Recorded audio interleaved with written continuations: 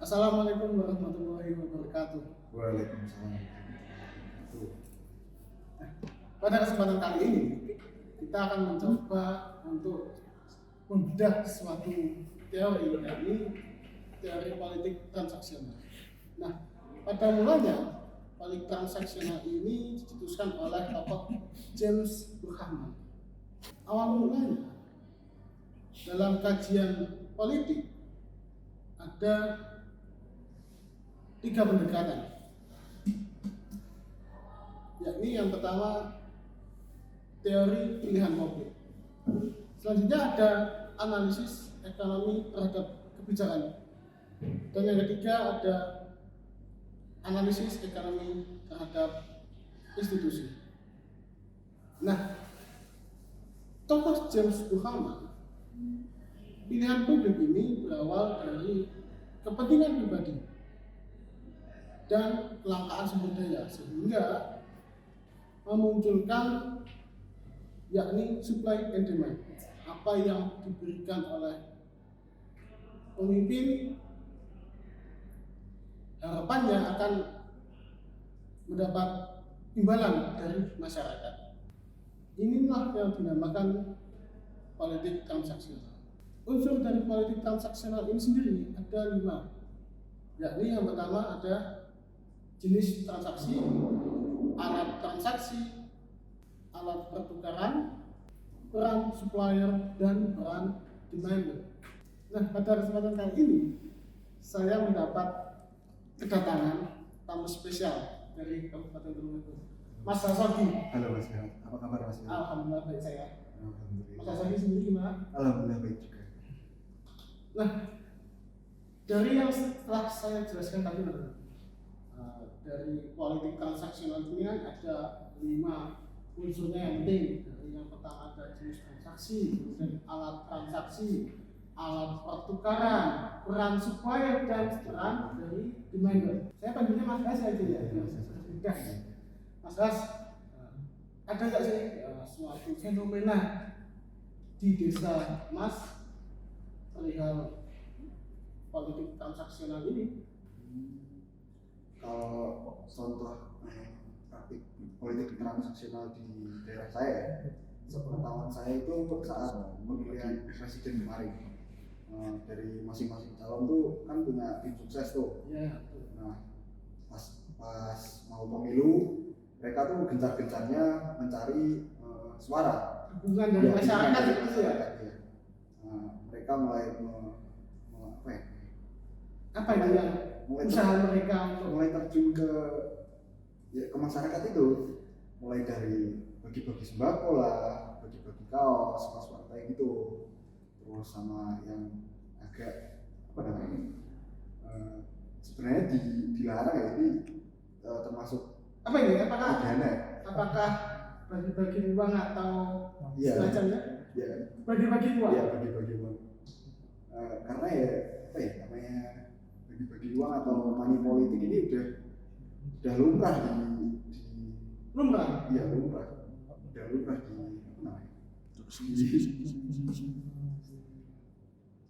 di desa lumrah. Ya udah lumrah ini di event-event pemilu ini udah membudaya dari dulu. Membudaya gitu. Nah, Mas sendiri nih, jujur-jujuran ya kita. Jujur. Apakah pernah mendapat hal seperti itu? Terus saja. Terus kemarin pas Pilpres juga dapat. Terus apa yang kemudian Mas lakukan? Apakah benar-benar orang ini kasih aku uang, berarti saya pilih orang ini, atau bagaimana? Enggak seperti itu Mas. Enggak bisa semerta-merta mereka ngasih kita uang terus kita nyoblos siapa calon usungan mereka, enggak kayak gitu. Enggak bisa seperti itu. Sebagai anak muda nih, Mas lebih memilih mengkaji visi misi dari parpol tersebut ya, daripada terpengaruh dari money politik ini. Ya bisa dibilang seperti itu Mas. Soalnya kan dari money politik ini bisa menimbulkan bisa menimbulkan suatu trigger, apa ya namanya nyebutnya, kayak Pemicu. pemicu untuk para calon ini jika jadi mereka akan mengembalikan modal-modal yang dikeluarkan saat kampanye. Misal kita mengeluarkan modal, masa enggak sih kita pengen balik modal istilahnya ya, apalagi lebih cuan lah gitu. Jadi sebagai anak muda harus lebih selektif untuk ya harus lebih selektif, nggak bisa semerta-merta mereka ngasih uang terus kita coblos tuh nggak bisa. Soalnya ya itu berpotensi korupsi sih. Potensinya korupsi itu ya. Nah dari Mas sendiri nih, jenis transaksi apa sih dari parpol ini yang diajukan kalau katakan visi misi ya, yang menurut Mas, oh ini visi misinya aku banget nih. Ini lebih Visi misi seperti apa? Visi misi ke apa ya? Lebih ke pembangunan sih. Pembangunan infrastruktur sama kemajuan pendidikan juga kayak gitu.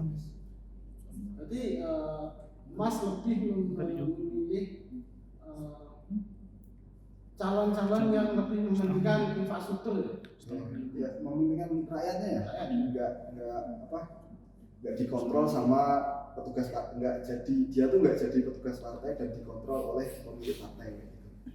Jadi Mas Hasuki, apa sih pesan yang ingin sampaikan kepada generasi kedepannya perihal ya politik transaksional ini?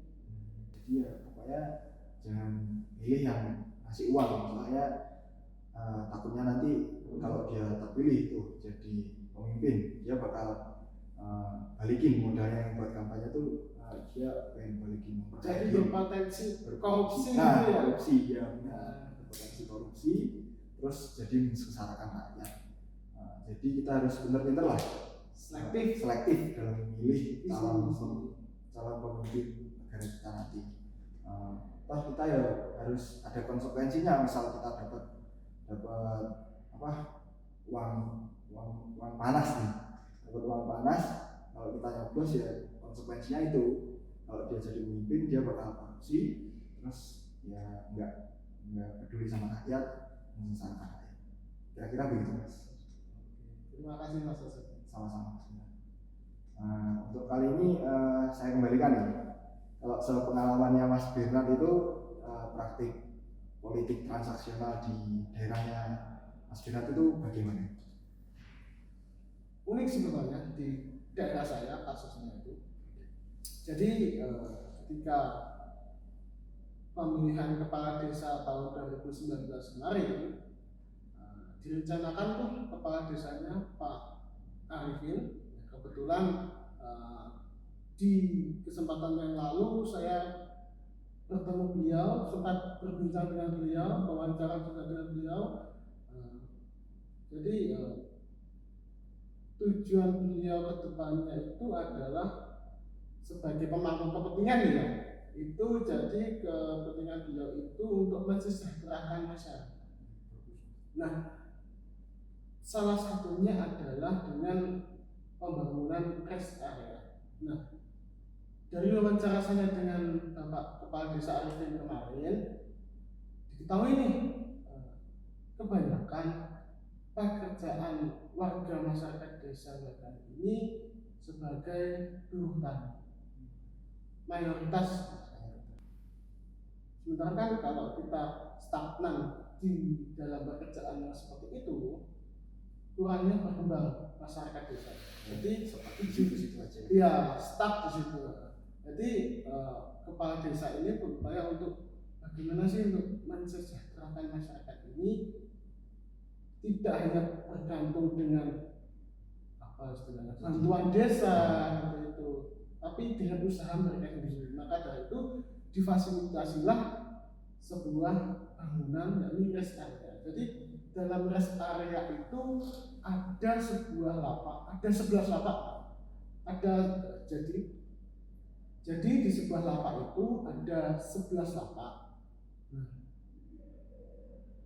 Dalam rest area juga itu ada sebuah musola. Jadi ketika ada pengunjung yang datang bisa beristirahat, kemudian menunaikan sholat di sana, kemudian bisa ya kalau ada masyarakat desa yang membuka lapak di sana kan bisa menikmati hidangan yang tersedia seperti kopi, jajan dan sebagainya. Nah, ini sih dalam politik transaksional ini ya, saya lihat jenis transaksi yang dilakukan adalah pengembangan rest area. Jadi rest area ini dimanfaatkan memang untuk masyarakat desa Gelagahan.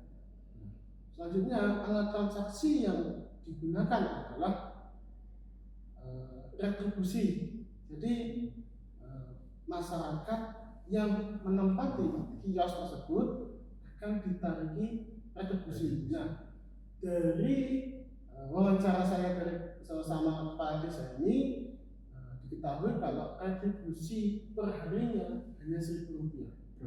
Per hari ya, per hari. Iya. Nanti kan kalau perhitungannya kan 11 ruko dikali 1.000 kan 11.000, kemudian dikalikan sebulan menjadi 30 plus tahun 2 tahun kan banyak gitu kan. Nah, nanti hasil retribusi ini, penarikan retribusi ini masuk langsung ke badan usaha milik desa. Jadi dikelola badan usaha milik desa, tidak langsung oleh kepala desa. Jadi kepala desa tidak cawe-cawe istilahnya dari hasil retribusi. Nah, kemudian harapannya sih dari yang saya lihat itu masyarakat desa Gelagahan, khususnya desa Gelagahan ini bisa dalam pemilu kedepannya bisa lebih memilih orang yang sama seperti itu. Nah, yang bisa memajukan bisa mengembangkan ke depannya. Bahkan yang saya ketahui kan masih tahap pembangunan, jadi belum secara fungsional berfungsi. Tapi saya lihat kemarin saya lihat di lokasi kiosnya sudah dibuat, sudah dibangun, kemudian belum ditempati. Jadi musolahnya juga sudah dibangun, tapi yang belum sepenuhnya berfungsi atau dikelola. Kemudian seperti fasilitas air dan listrik itu masih minim, ada tapi masih. Nah, kemudian sebagai alat pertukaran. Nah, masyarakat desa ini dapat mengais rezeki selain menjadi buruh tani tersebut ya, bisa mengais rezeki menjadi pedagang atau penyedia layanan jasa di rest area tersebut. Nah, kemudian pemerintah desa ini mendapat hasil retribusi tadi.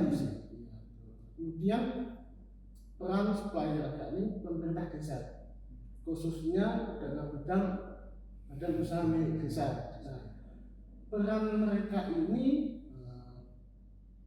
ini akan berusaha mensejahterakan khususnya di lingkungan desa Gelagahan dalam program rest area ini. Jadi mungkin nanti dikembangkan lagi nih, nanti lampunya di model seperti apa, seperti kafe-kafe seperti itu. Nanti kafe-kafe kekinian yang bisa meramai kayak menarik pengunjung khususnya anak-anak muda kan sering-sering ngopi gitu kan. Apalagi cocok sih sebenarnya kan kalau lihat dari saya cek lokasi ya, di sebelah kiri itu langsung sawah, di belakang musola itu ada sawah, lapang, kemudian ya nggak jauh dari jalan raya karena di depan langsung jalan raya nasional. Nah, kemudian peran demand, yakni masyarakat desa. Nah, peran masyarakat ini yakni untuk selalu memberikan saran ke depannya itu bagaimana. Karena kan yang menggunakan kan masyarakat sendiri, jadi yang mengerti lokasi, mengerti apa yang dibutuhkan, apa fasilitas penunjang sebagainya kan masyarakat. Jadi kemarin kepala desa juga menyebutkan waktu itu kepala desa juga menyebutkan kalau tiap bulannya itu ada minimal 3 pertemuan yang dikumpulkan RT RW. Jadi mereka bermusyawarah itu, jadi mereka tidak hanya membahas nantinya tidak hanya membahas tentang kondisi lingkungan masyarakat desa, tapi juga akan bagaimana sih perkembangannya. Apa yang dibutuhkan? Ya betul, apa yang dibutuhkan dalam kas area ini. Lantas bagaimana Mas? Kan ini bangun gedung-gedung baru nih, Ya, kios-kios, bangun infrastruktur semuanya, bangun musola, toilet dan lain-lain itu dananya dari mana Mas? Nah, Kan butuh dana besar nih. Iya betul. Nah, Proyek besar juga. proyek besar betul. Sebenarnya memang proyek besar. Nah, dari yang saya lakukan survei lapangan, observasi lapangan, diketahui ini Mas, untuk pembangunan jalan rest area saja itu kan dibutuhkan 2 anggaran. Ya, yang anggaran pertama pada tahun 2021. Nah, itu anggarannya 28.800 sekian. Nah, selanjutnya untuk bangunan jalan yang kedua itu sekalian lahannya lah maksudnya. Nah, itu sekitar 73.600 sekian. Nah, itu yang kedua ini menggunakan anggaran tahun 2022. Nah, selanjutnya untuk gedung musola sendiri menggunakan anggaran 270 juta. Lumayan banyak ya Mas. Nah, sedangkan kiosnya sendiri yang berisi 8 petak ini dengan ukuran 4 kali 7 meter sebesar 300 juta 34.000 sekian rupiah. Jadi kalau total kisaran ya 700 juta sekian lah. Hampir 1 M Mas. Hampir 1 M. Nah, dengan proyek yang sebesar ini harapannya memang untuk masyarakat desa ini. Saya mau nanya nih Mas. Ya. Untuk kios-kios ini apakah bisa digunakan oleh semua orang atau hanya orang-orang tertentu? Nah, ini pertanyaan yang menarik. Nah, mungkin banyak dari masyarakat yang agak skeptis nanti saudara-saudara dari kepala desa yang boleh menempati. Nah, ditekankan bahwa waktu saya menemui beliau kepala desa ini tidak semuanya berhak menempati dengan syarat antri.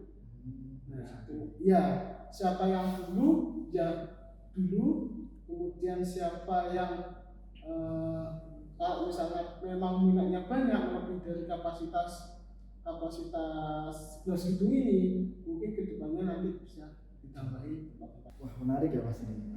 Kalau misal kepala desa Mas Bernard ini, Pak Arifin misal pemilihan lagi itu bakal bisa jadi kepala desa lagi, kan dia sudah membangun karakter sama trust masyarakat untuk menjadi pemimpin yang baik dan memajukan infrastruktur di desanya yang dipimpin itu.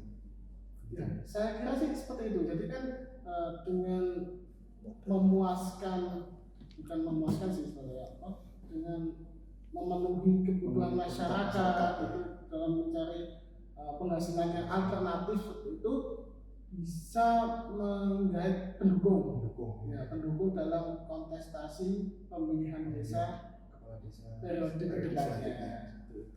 Iya, boleh lah. Mantap lah ini Pak Arifin. Patut dicontoh. Seperti itu. Nah, teman-teman, itu tadi kilas seputar perihal tentang transaksi politik yang khususnya berada di tempatnya Mas Hasogi dan tempatnya Mas Bernard.